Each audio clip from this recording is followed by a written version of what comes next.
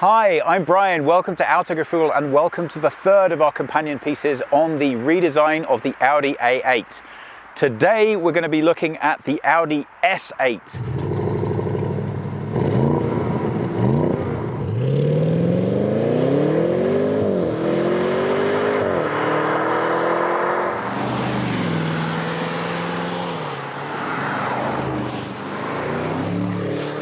All of the A8 family features a slightly new visual approach to its predecessor.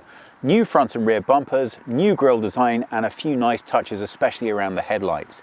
Here on the S8, you can immediately tell from the badge right up here that it's an S8, but we also have a slightly different grille design to the A8, where the L's that you notice from the standard have been laid down on their side. But the same visual trickery has been employed as they get larger as we come towards the top, and the corner of the grille has been lifted. Now what that does is it raises the visual line right up here to give the car a much more upright presence. And that's significant because they didn't want to change the aerodynamics or the overall flow of the vehicle, but they do want to give it more visual presence on the road. And I think it nicely achieves that.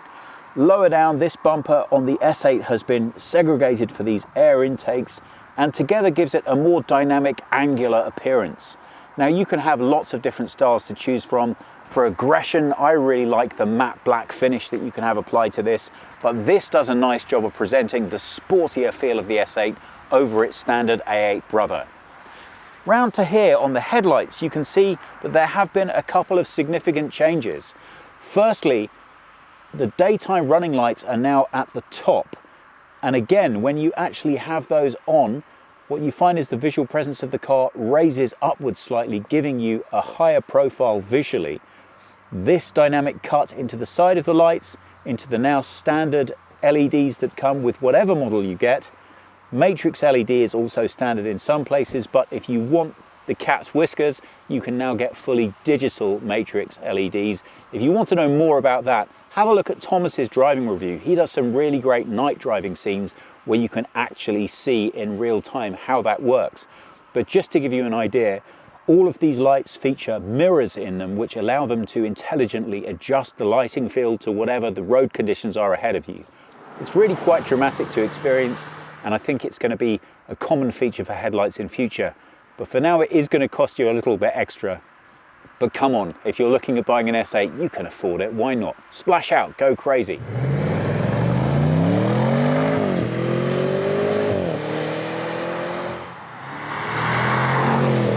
Coming around to the side, the major change here is in the wheels. There are now 6 new designs available. They go all the way from 18-inch right the way up to 21, but if you want the winter tires, which is what we have here, they top out at 20. The other style feature that you'll notice is chrome finish to the top of the wing mirrors. I'm not completely convinced, but it does add a little extra element of style to the side visual presence of the car. This, as I said, is the short wheelbase. Now, this is really going to come down to a decision as to whether you absolutely have to have the last word in luxury in the rear or not. Yeah, I know, Thomas, with the rear wheel axle steering that's available, you really don't feel the long wheelbase as much as you used to. But visually, for me, the short wheelbase has it by a mile. The car just makes much more visual sense to me in this format. But that's my take on it. Tell me, what do you guys think? The rear of the S8 is all about this. This is the organic lighting strip, and it goes straight from rear light to rear light. On the S8, I'm pleased to see that they have pushed the boundaries a little further. The standard A8 drops this right to the bottom, and the exhaust points down at the floor from behind. Well, we're not messing around with fake exhaust tips here. These chrome finishes are a really nice way to end. Now the sound of this car is great, so it needs to come out of something that gives it a fair reflection visually, and these do the job nicely. So all in all, I really like the way the rear of this car is finished. It does just enough to give me that sporty presence I want, but it's not an overblown statement.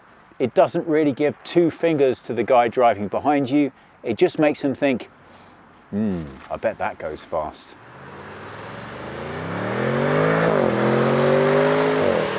I think it's fair to say that this lineup of cars is not known for being cheap. So right from the moment that you put your hands on them, everything about them should resonate quality. And I'm pleased to say that it absolutely does on the S8. It's worth taking a closer look at the door here because it really speaks to the styling and the quality right throughout the interior of the cabin here. Just look at the way these details have been put in. Carbon fiber effect here on the S8, which you can also have in different finishes, coming through down into this lovely soft Alcantara and then to the controls here. Nicely finished stitching design on the side door pocket. The only thing I'm a bit confused about, which given the extremely large Bang & Olufsen speaker that features here, it's easy to understand why it couldn't work, is that there is no decently sized cup holder anywhere on this car that will take a full-size water bottle. I'm guessing most of the people who travel in these things don't have or need full-size water bottles, so I guess I'm just showing something about me there. If you look right at the door sill here, you can see a special detail that's been put in for the S-Line, and that takes you in visually into the interior of the car. Here, as you can tell, these seats have been specially designed and built for the purpose, but they do feature a couple of unique touches just for this car. If you see, we've got chrome detailing finish on the seatbelt housing here. There is quite a lot of chrome effects going on right throughout this particular model. I guess that's going to come down to your taste. I think it's very nicely executed, so it never seems like it's too much. I like the darker, more sparse interiors, but then I also like big cup holders, so who am I? Let's take a closer look inside. Once you get into the S8, everything in here speaks of quality. Now, I understand that clearly at this price point, everything in here should speak to quality, but that's not necessarily always the case in car design. But really, it's very difficult to find anything here that considerable thought and effort hasn't gone into in terms of the design and the finishing. So whether you like it or not, it's very much going to come down to your personal taste, but it suits me. I like minimalism. I like to keep things clean. Just look at the finish on this dashboard. Now, given the state of modern technology, the enormous amount of capabilities of this car could lead to an intensely cluttered, busy-looking environment here, but every effort has been made to keep this as sparse and straightforward as possible. Really, there's nothing here that even indicates what's going to happen to you once you switch it on. Well, let's go ahead and do that and see what does in fact happen. Well, the first thing you'll notice, other than that really rather nice sound coming from the exhaust pipe, is the car coming to life. And I don't know if you picked this up, but the seat actually moved forward into the driving position. That is a really nice touch. It's not new for this car, it's not even new in the world of cars, but just the fact that the car acknowledges that you as a driver may have a little more space when you exit the vehicle and then be brought into the car when you're ready to drive feels nice, it feels welcoming, and that's a good way to describe the entire setup here. So we have a driver's digital display, we have an infotainment screen here, and then we have what's primarily heating and cooling controls down here. Obviously the screen has lots of other things, but that's 90% of what you're ever going to be doing with this bottom screen. I like this setup largely because when we enter the digital era, the competition was bigger and bolder and better. Not naming any names, but my least tasteful car award has always gone to a certain manufacturer who thought that sticking an iPad in the middle of a car and then a large iPad in the middle of a car made for a visual aesthetic that was appealing to a driver. It doesn't work for me. Please don't scream too loudly. I know lots of people love it. This, for me, is a very happy compromise between needing as much digital real estate as possible, but still acknowledging that this is a car with a car's sensitivities. What do I mean by that? Well, everything has been put together from the driver's standpoint.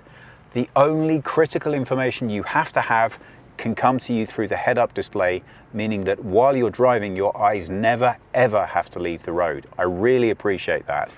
I appreciate also that we're now living in a digital era when it comes to heating and cooling controls.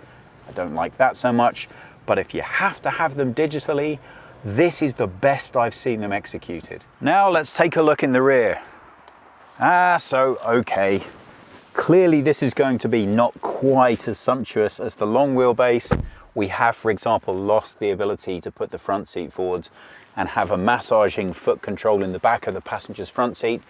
Who cares about that? I think it's time we people with short legs stood up for our equal rights and found a place to work that works for us too.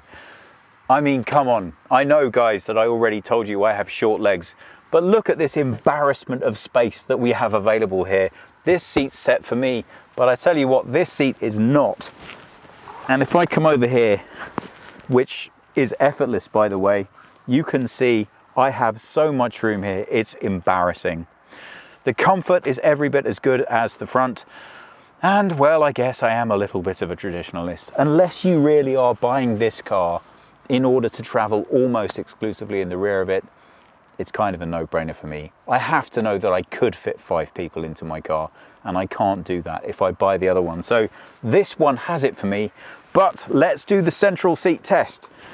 Could I reasonably travel anywhere in this in comfort? Well, it might be a short wheelbase. It might be not primarily designed for the executive in the back, but I have to tell you, no. This is an emergency center seat only. Every piece of design that's gone into this car is to make sure that the most luxurious experience possible is available for both of these passengers. This guy sitting here, well, if you're dropping him off at the train station, he's going to be fine with life. If you're taking a 5-hour drive to your winter getaway, not so much. Now, the reason for that is manifest. Not only do we have to concentrate on the luxury of these 2 passengers, but we also have to accommodate this. The central command console. That's my name for it, of course. Now, we have full control to heating and cooling and a very impressive still range of seat adjustments that you can make from within this car. So again, unless you really know you're going to need to be in the back of this car and working for really lots of hours, I think there is more than sufficient comfort back here to accommodate even the most picky rear seat passenger. There's acres of space, there's controls for everything everywhere, we've got multiple charge points available, and really, what else could you seriously want in the back of a car? There's also, now I always hear this called a ski hatch. I'm not completely convinced there are that many people that own these that do put skis through the middle of them, but there you go. If you want to, you can. And if you do have that guy that needs dropping off at the train station, well, you can still take care of him too. Now let's take a very brief look in the boot here. Well, okay, if you want accurate measurements, please check out Thomas's clip. As you can see, the boot area is cavernous. I didn't actually bother taking out any of our luggage just to give you an idea of quite how much stuff you can fit in the rear of here. I'm not even touching the sides. I swear I could fit at least another 2 family-sized suitcases in there. But let's get real, it's an S8. Why do you care what fits back there? That's your butler's problem, not yours. In any case, you're going to be far too busy concerning yourself with how this thing drives. So let's spend more time talking about that. Oh yes, so that's a V8 TFSI 4 litre. Nice. But it produces 571 horsepower. That is 110 more than its standard brother. That results in a 0 to 100 time of 3.8 seconds. That's all brought to you by an 8-speed Tiptronic gearbox. And I think you can agree, it doesn't much matter what extra you want to fit in that engine bay, it is pretty much full to capacity. Nice. 0 to 100 in 3.8 seconds in a car that weighs 2,200 kilograms. Wonder what that feels like. Ooh. Bracing.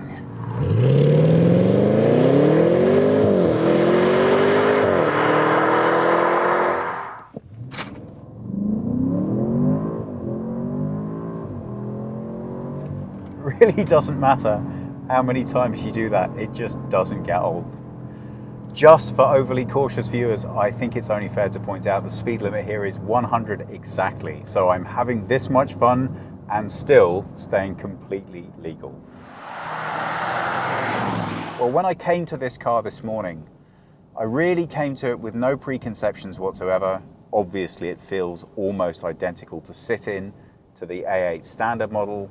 So I must confess, I wasn't really thinking that much when I switched it on and started driving. I desperately wanted to like the hybrid model as much, if not more. Why? Well, obviously the environmental impact and the implication therein. But within 3 seconds of driving the S8, the hybrid model was completely dead to me. Why is that? Is it that much more powerful? Is it that much more refined? The answer is honestly no. And because of the significant amount of additional trickery going on in the S8, this has a curb weight that's not radically different to the hybrid. 2,300 kilograms. Wow. But it is packing 571 horsepower. That's 110 horsepower more than the standard non-S8 model with the same engine, but obviously without all of the bells and whistles. Well, what all of that translates to is that when you sit behind the wheel of this car and start driving it, it just feels right. I'm not saying that the hybrid doesn't, but you strangely feel better positioned in this. The weight distribution feels more natural. I guess maybe that's years of driving talking there and not a fair description of the car. But it is, in other words, exactly what you expect. It feels raw, big, powerful, but poised, controlled, and exactly as you expect it to be. Modern hybrids are generally so good that you shouldn't overly be aware of the fact that you're driving one, but when you step from one back into its powerful petrol brother, you immediately remember what it is you like about driving one. So, real-world usage.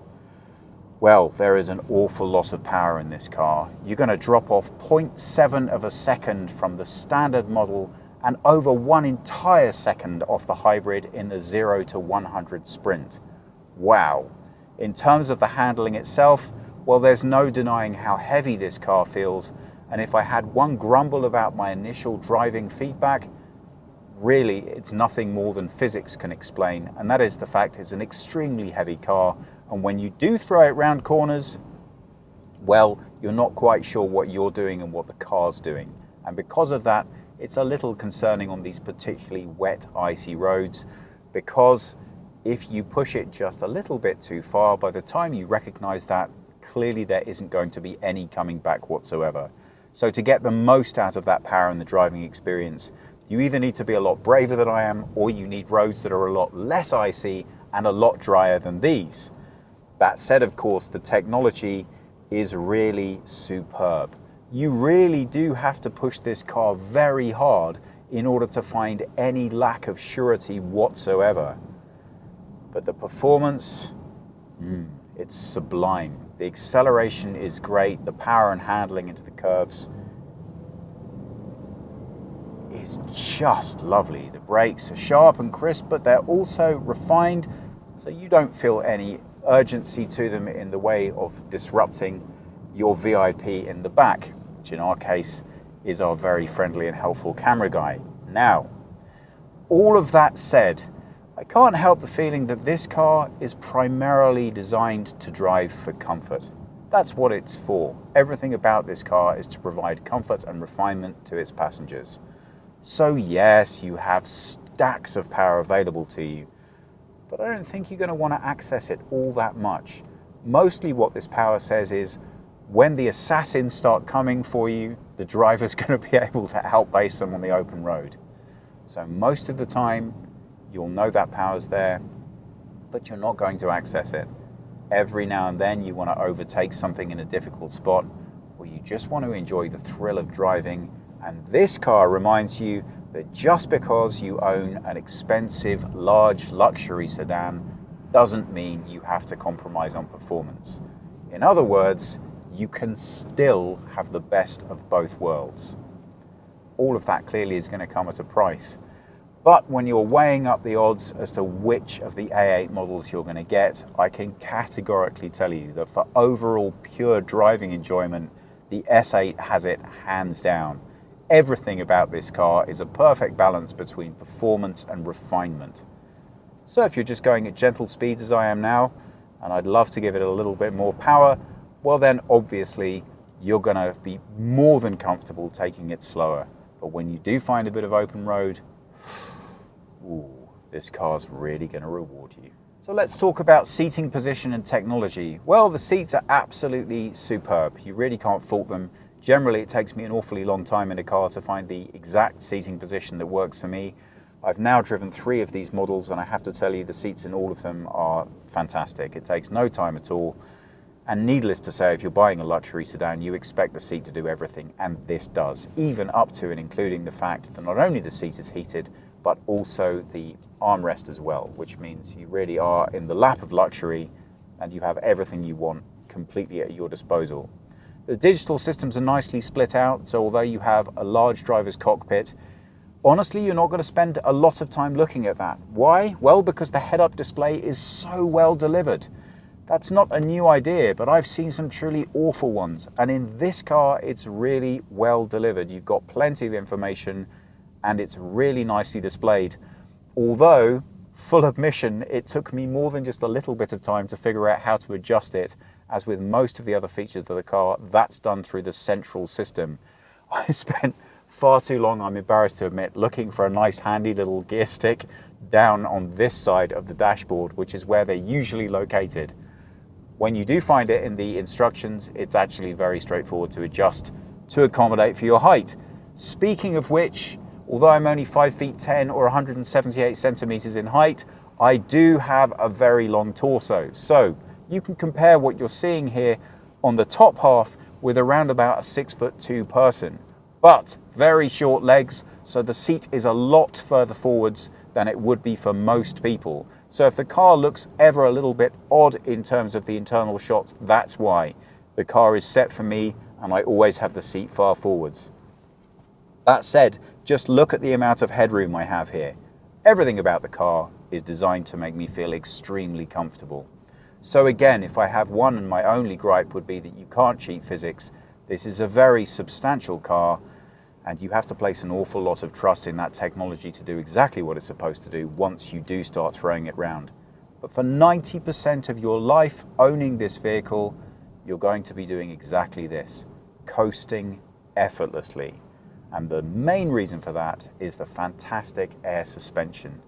It's not only featuring everything that you've come to expect from great air suspension systems, but it's also predictive as well, which means that the car is already looking at the road ahead and making adjustments to accommodate. That really comes into its own once you start handling things like speed bumps. The car can actually lift by up to 5 centimeters, and that means that it has the ability to absorb most of the impact within the dampers. That being the case, the car stays relatively even on very uneven roads. All of which adds up to you getting an extremely comfortable ride. The engine, which is a 4-litre V8, is paired up with an 8-speed Tiptronic gearbox, and that works just as smoothly as the engine does. So, steering, big, solid, aggressive feeling. I think they've done a good job of not overdoing the power steering, so even though everything here is extremely complicated in terms of what's actually happening with the car, you still feel the weight of the car while you're driving it around. I think that's a very good decision, because you feel the power of the engine before you've actually applied it. That helps you make better, safer driving decisions. Seating great, steering great, engine great, gearbox great. Any downsides? Well, there's still a bit of me that lusts after the old days when I didn't have 1,000,001 support systems helping me to drive the car, and I thought that there was a decent chance that I might not make it to my destination if I really unleashed the power of the beast. But you know what? Times changed, and I'm not sorry to be safer. This is an extremely refined experience. So, who is this car right for? If you're looking at the luxury market, you're going to be looking at the Mercedes S-Class, BMW 7 Series, and almost certainly this car. I would say the distinction comes not only necessarily in the age of the purchaser, but also in the profile. So obviously age is just a number, but how you feel about it is very different. I would suggest, maybe controversially, that Mercedes is going to suit an older, more traditional driver. Maybe if you think of yourself that way, would be a good place to start. The BMW, somebody who's more focused on, I'm going to pick my words very carefully here, more focused on the way the specific drive relates to them. There you go. I think that's the most politically correct way I can say. And the Audi, for me, the youngest in spirit. This is a person who really wants all the bells and whistles, but at heart still wants to rip around those country roads when they think nobody else is watching. I think that's the customer for this car. and I think they're going to be very happy indeed. One other gripe that's worth mentioning: the head-up display does give you all kinds of information, not least of which is where it feels that you're not applying the brake or the accelerator correctly. It will give you a little green symbol to tell you that your foot should be on the accelerator when it's necessary. That's fine. What I'm a little bit drawn back by is it's a man's loafer. And that bothers me, first of all, because of the age profiling of the image that they've picked. But secondly, come on, guys. It's 2022. It's not only men who are buying this car. Yeah, it might be a lot more men than women, but you could have gone with something a little bit more gender neutral than a 1950s style men's loafer. Too picky? I don't know. What do you think? Come on, girls, speak up. Are there any women out there watching this thinking of buying this car? I really hope so. And if so, maybe the next time this thing gets a makeover, we can change the footwear shown in the head-up display. Well, just for giggles, I'm heading back to the Audi training center, and Google navigation, which I'm trying just to see how Android Auto works on this car instead of the built-in navigation system, is telling me that's 1 hour and 10 minutes. But it, of course, doesn't realize that I'm driving the S8. Now, I say that, but disturbingly, when I tried connecting my phone to the car yesterday, it knew which hotel I was going to. And the reason it knew this is because that was in my emails. So Google, as they are wont to do, had read my emails and determined where I was going and then explained this to the car, which I found a little bit unnerving, I must admit. I don't know if you've had a similar experience of that happening to you, but it felt slightly strange. So I say that Google doesn't know I'm driving an S8, but probably it does. And maybe it's baked that into its time prediction. But we'll find out. I'm interested to see how much time I can take off that on the Autobahn, but obviously that's almost entirely dependent on the traffic conditions between there and here. Now, an interesting note on using Android Auto: I almost always recommend to people that it's a good idea to just go ahead and use it rather than the baked-in sat-nav, and the reason being it's updated on a daily basis. It's networked into the largest amount of live handsets you can imagine, so the traffic information's about as good as you're going to get, and it just works. But what it doesn't do, at least as far as I've been able to figure out so far, is to connect to either the cockpit display or the head-up display. So if you want to get navigation tips from either one of those, then you really do need to use the car's own sat-nav. Now, that being the case, contrary to what I said earlier, I now do have to visually refer down to my map to know where I'm going to. So I guess that's one win for the Audi's own sat-nav, which in actual fact was very easy to use and quite pleasant, very straightforward. I don't know, I guess I'm just a little bit hooked on Android Auto. Haven't had much experience with Apple CarPlay, so I'd be interested to know what your experiences have been connecting that to cars and seeing how easy and straightforward that is to use. The only, I guess, slight gripe I have with Android Auto is that it is very much designed, as you would imagine, to work in even the most basic infotainment systems. And because of that, the graphical interface looks a little bit dated once you put it on a really nice display like this. But that's a bit of a minor quibble. The advantage, obviously, is it's very familiar, it's straightforward and easy to use, and it's very, very good navigation. That's as I find it anyway. And we'll see how accurate it turns out to be when I arrive a little later. So, you've had a rough day at the office, you work at Lake Tegernsee, nobody's quite sure why, but doesn't really matter. All you know is it's time to get home, and don't spare the horses. Well, you certainly found the right car for that. This car, the S8, tops out at 250 kilometers per hour, which is around about 150 miles per hour. As you may just have noticed, I accelerated up through around about 180 completely effortlessly. I'm in auto drive mode at the moment. That means the car picks for itself what the correct balance for me is.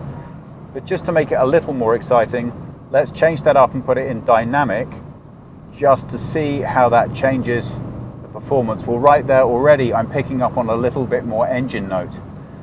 Well, I'm now cruising at 150 kilometers per hour, and the cabin noise, as you can pick up from my voice, is really not loud at all, but it is enough to let you know that you're traveling at significant speed, and I appreciate that. The car feels very solid on the road indeed. Now, obviously that presents its own risks. It's very easy in a car like this to not realize quite how fast you're going. Let's give it some more acceleration and effortlessly up to 180 again. I'm going to take this opportunity to say there are a couple of other videos you really should check out. Please, if you haven't already, watch Thomas's review of the A8. That really does give you a good insight into night driving and what the new digital full spectrum LEDs really can deliver. Please check out my review of the hybrid A8. That's a fascinating insight into technology and where it's up to with the car right now. What you can get away with if you want to own a luxury car, but you feel a little bit of guilt about environmental considerations. And if you want to check out a really good comparison video, we also should link to the Mercedes S-Class and the BMW 7 Series. So as you're sitting there with your giant pile of cash, deciding what your next luxury car should be, you get to consider them all side by side and take a closer look. Thank you so much for joining us today. Please subscribe, please give us a like, and if you have any comments or questions, just drop them down below. But for now, from just outside of Munich, that's thanks very much and goodbye from me. I'm going to crank up the music again and enjoy the rest of my drive.